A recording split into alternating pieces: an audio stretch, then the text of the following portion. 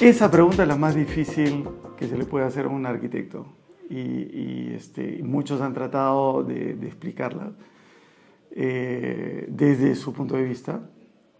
Para mí la arquitectura es la producción de espacios que sirven para mejorar la calidad de vida y dignificar al hombre. Eso es. Ahora, hay otra pregunta colateral que podría ser producto de una reflexión con la cual no es lo mismo arquitectura en un sitio que en otro. Y yo la siguiente pregunta que yo me haría y yo trataría de responder es ¿qué es la arquitectura en el Perú?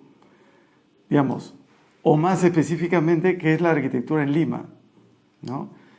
Y creo que, en Lima o en la costa peruana en general, pero sobre todo en Lima, la arquitectura se despoja de una componente esencial de la arquitectura general, que es la de procurar cobijo. La arquitectura fue inventada para procurar cobijo, para cobijar al hombre en primera instancia. Cuando el hombre sale de las cavernas, la función esencial era protegerse de la naturaleza. Y luego la arquitectura fue enriqueciéndose con otros objetivos y otros cometidos. Pero aquí en Lima, con el clima que tenemos, la arquitectura se despoja de esa necesidad.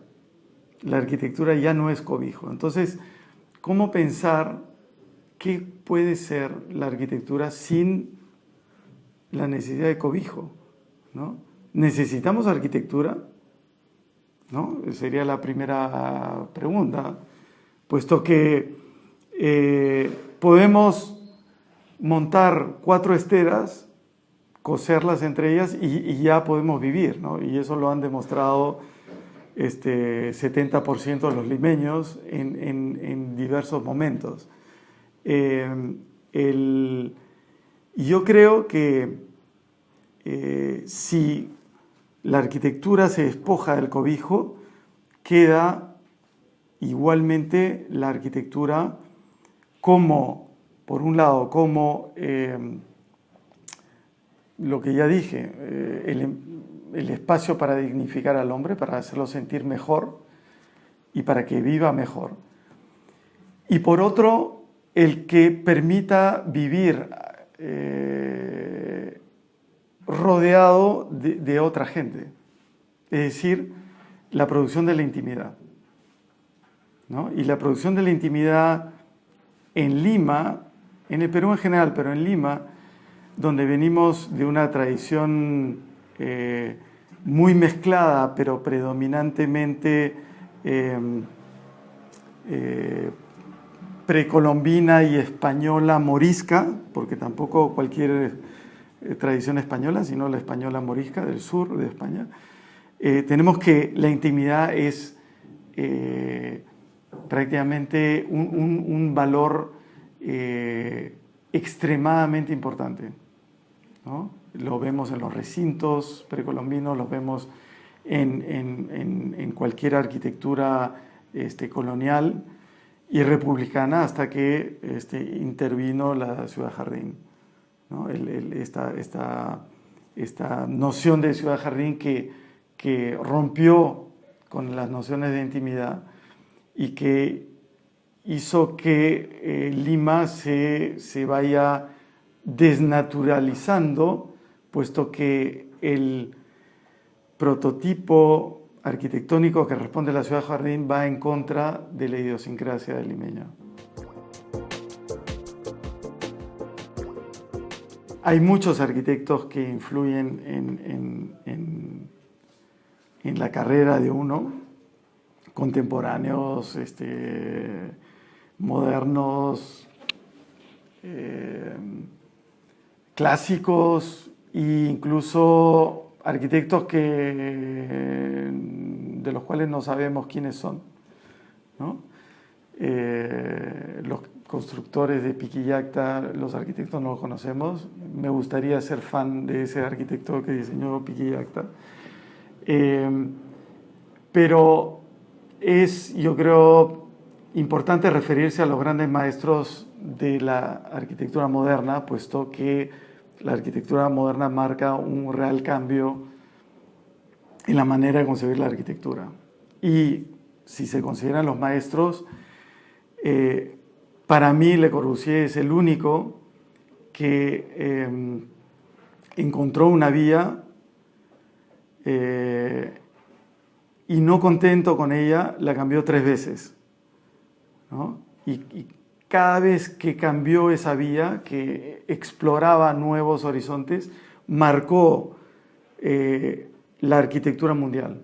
Es decir, llegó a producir cosas que nunca antes habían sido hechas. Y todo esto, por supuesto, tomando como referente el pasado, por más que el discurso no fuese así. En Le Corbusier yo creo que hay que separar su discurso, que era producto de una coyuntura en la cual tenía que exponer y batallar, ¿no?, para defender la arquitectura moderna, y otro su producción real. O sea, Le Corbusier yo lo descubro visitando sus obras y no leyendo sus libros, ¿no? Y si Le Corbusier es muy criticado por decir la casa es una máquina para habitar, cuando tú ves sus casas o vas a la unidad de habitación de Marsella, te das cuenta que era en realidad una máquina para dignificar al hombre. Es súper humana su arquitectura. Y los que la denigran son los que no han visto y no han vivido su arquitectura. Y yo creo que muchísimos otros maestros que también nos influyen han sido influidos a su vez por Le Corbusier. Si ves, hasta los más alejados, Sisa, Aalto, ¿no?, Kahn, todos han tenido grandes influencias en Le Corbusier.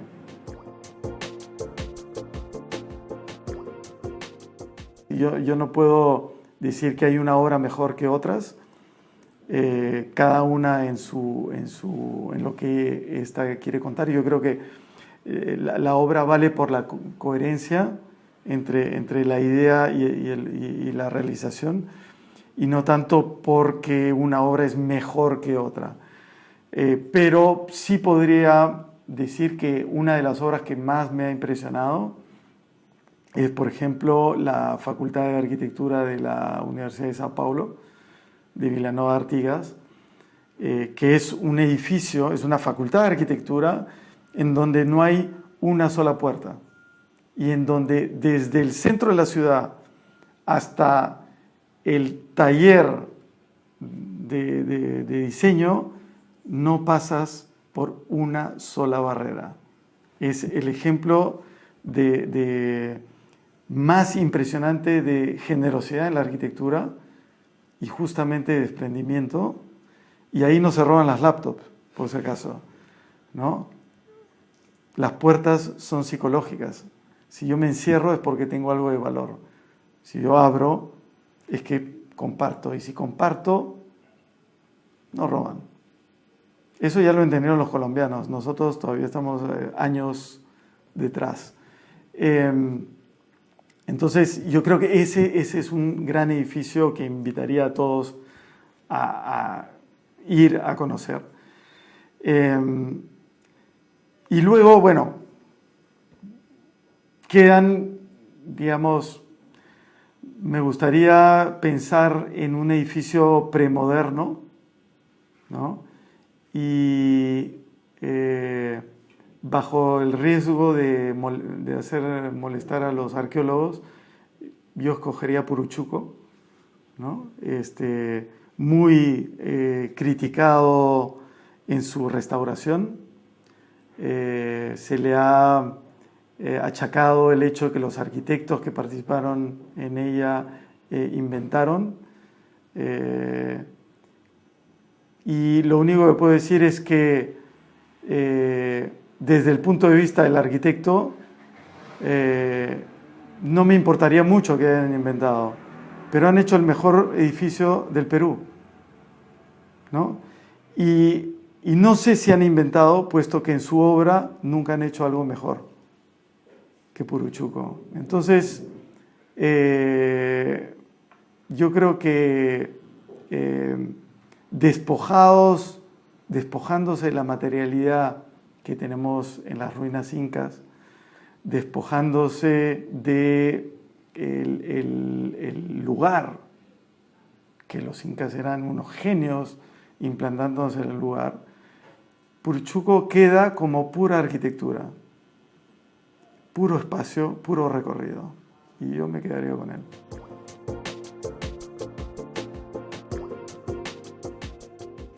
Ahí también depende de qué cosa, qué orgullo siente uno con la arquitectura, ¿no? Por ejemplo, a mí me enorgullece cuando un propietario de una casa me habla bien de su casa. Cuando yo la he diseñado aún más, por supuesto. Y creo que ese es un orgullo personal que me parece muy importante, que es el que la arquitectura, por supuesto, no termina, o la labor del arquitecto, o la vida, vamos a decir, del edificio no termina cuando se acaba la construcción, sino durante su periodo de vida. Y es más, me interesa mucho cuando el periodo de vida acaba y empieza la ruina, ¿no? Suponiendo que no se demuele, ¿no? Entonces, ese es un tipo de orgullo que yo he sentido varias veces en varias cosas que hemos hecho, pero no estoy orgulloso de ninguna obra en particular en cuanto a ser autocondescendiente. A mí me parece que lo que hemos logrado con Sandra es una serie de estrategias y de elementos que se pueden mejorar cada vez.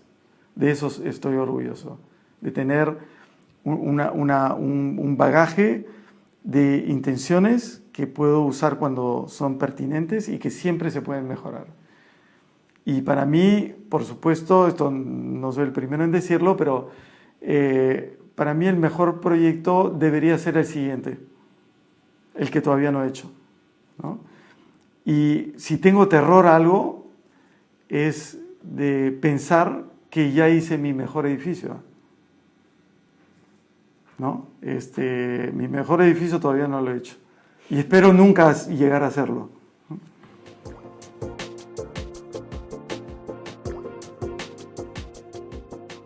El libro que cada arquitecto debería tener es el libro que más lo apasiona.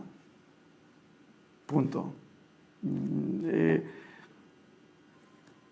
Los libros que más me apasionaron a mí,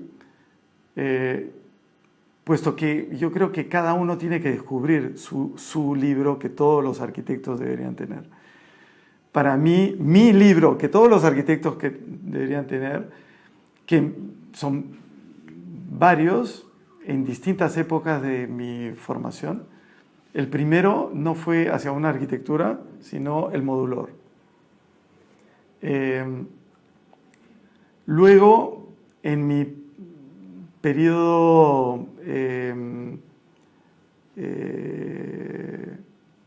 primeros años de vivir en Europa, sería Genius Loci, de Christian Norbert Schulz.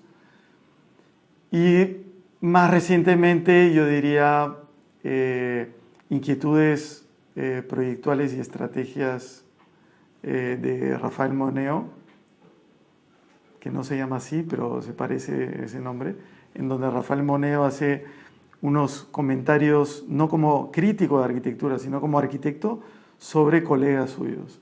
Eso es una gran lección de arquitectura para mí.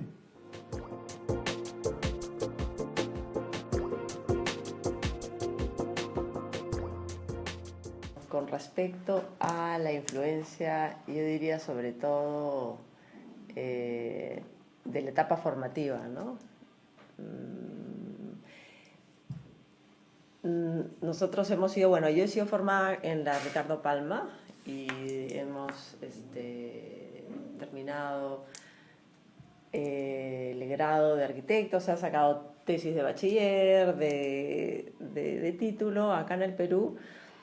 Durante mis años acá en la Ricardo Palma estuve muy influenciada por el taller en el que estuve participando, donde el profesor era Juvenal Baraco, donde realmente transmitía muchas ganas de crear, de proponer, de trabajar horas, en fin, ¿no? Meterse un poco en este mundo de la arquitectura. Se trabajaba mucho con maquetas, trabajábamos mucho la volumetría, es decir, que había un trabajo mucho de expresión intuitiva, de cómo se insertan los volúmenes en la ciudad o cómo se relacionan los volúmenes entre sí, las formas de estos volúmenes, la interacción entre los volúmenes. Y luego había un proceso de trabajo en la planta, en la funcionalidad, pero que se adaptaba a esta fuerza que podía tener esta propuesta volumétrica, ¿no? O sea, en la secuencia iba un poco así. Y bueno, así más o menos se organizaron estos años, o sea, con ese proceso, ¿no? Y luego, después yo he hecho una equivalencia de mi título peruano en Francia con el profesor Enrique Siriani en la escuela de Belleville. Y ahí me tocó hacer 2 años de formación y además una tesis. Y en al inicio de esos 2 años, en el fondo, yo redescubrí prácticamente la arquitectura porque la enseñanza de Enrique Siriani, que es la otra gran figura de la cual he recibido influencia, es una arquitectura que se vive o se trabaja desde el interior, ¿no? Entonces trabajamos mucho el espacio, cómo podemos definir el espacio en el que estamos proponiendo, cómo vamos a definir la luz que va a entrar en este espacio, la forma del espacio, la relación entre los elementos al interior de este espacio, cómo podemos finalmente con el manejo de los elementos arquitectónicos lograr sensaciones distintas y configurar. Entonces para mí eso era como un mundo súper nuevo y distinto a lo que había estado trabajando en el Perú, a lo que había recibido en el Perú. Y bueno, bajo este modo proyectual o proceso proyectual estuve trabajando en los proyectos de la escuela en esos 2 años de formación, ¿no? Entonces, al final son me parece que lo interesante de mi formación es que haber tenido estos dos profesores, estos 2 mundos, estos 2 procesos proyectuales que al final se complementan, porque la arquitectura no es ni uno ni lo otro, sino es más o menos ambos procesos y mezclados, ¿no? Y después, bueno, cuando uno ya sale, entran otras variables a jugar, ¿no? Pero por lo menos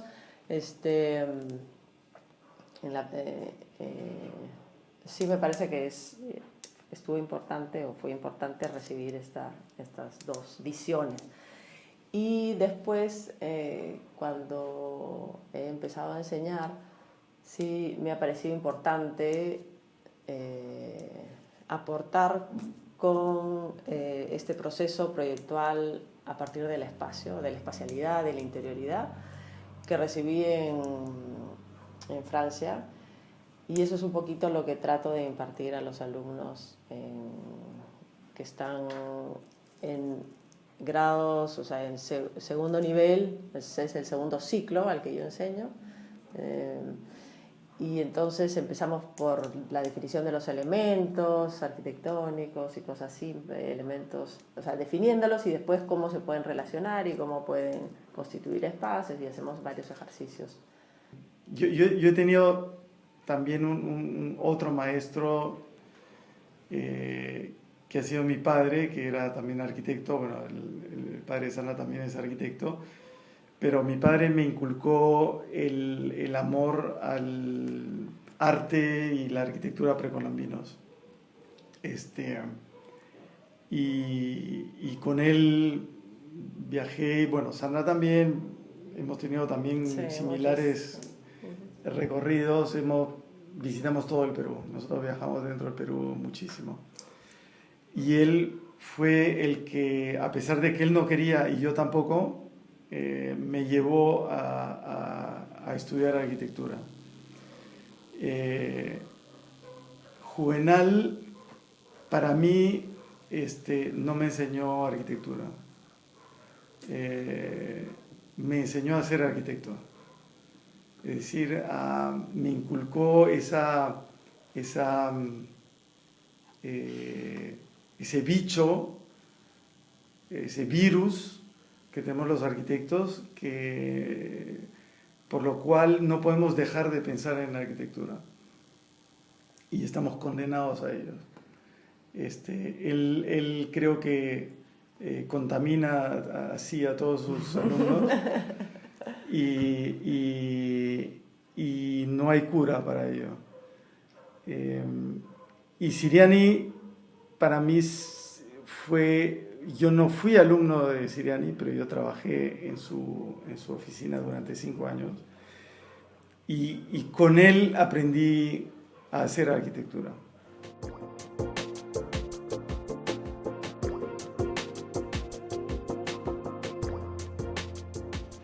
Bueno, hay una experiencia fundamental, creo yo, que nos marcó, y fue cuando hicimos nuestro primer proyecto importante en Francia, que es el Museo Malraux, en donde se trató de remodelar o adaptar la primera casa de la cultura que hizo André Malraux en Francia, en un museo de bellas artes. Este edificio es un edificio emblemático, importantísimo en la historia de la arquitectura, pero ocultado, digamos, voluntaria y alevosamente por, creo yo, Renzo Piano, puesto que ese edificio en donde participó Jean Prouvé fue el primero en donde para una sala de exposición se separa el techo en 3, uno que tapa el sol, el otro que tapa la lluvia y el otro que difumina la luz. Ese prototipo es un prototipo del cual derivan todos los museos de Renzo Piano, y nadie sabe eso. Nosotros tuvimos la suerte de participar en ese concurso, asociados con otra pareja de arquitectos franceses, y resulta que este edificio, que es uno de los primeros edificios en aluminio y vidrio en Francia, es uno de los primeros edificios high-tech que se hicieron en los años 50, no servía ya como museo, puesto que no había sido concebido como museo. Y nosotros empezamos el proyecto haciendo cajas dentro de la caja de vidrio que pudiesen controlar la luz, adaptarse al programa, etc. Y en un momento dado nos dimos cuenta de que el arquitecto que había diseñado ese edificio estaba aún vivo, primero, y segundo, no había sido invitado a ser parte del jurado, lo cual nos pareció ya un escándalo, pero también una oportunidad. Y entonces nos decidimos irle a mostrar nuestro proyecto. Un mínimo de respeto, estábamos interviniendo en su edificio, nadie lo había consultado y dijimos, bueno, vamos a ver qué piensa. Y encontramos, la primera vez que lo fuimos a ver, encontramos a un viejito de 90 años que ya no tenía absolutamente ningún interés en la arquitectura. Mientras que le mostramos las maquetas y los dibujos, se quedó impávido y no dijo nada ese día. No dijo nada.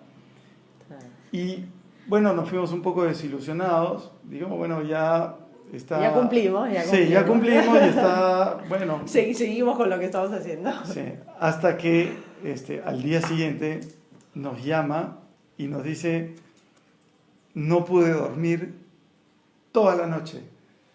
He estado pensando en el proyecto y si ustedes hacen ese proyecto, van a destruir mi edificio. Y tengo que explicarles ¿por qué? ¿Por qué? Entonces volvimos y ahí nos dijo una cosa, ustedes están interviniendo en unas ideas, no solo en un edificio.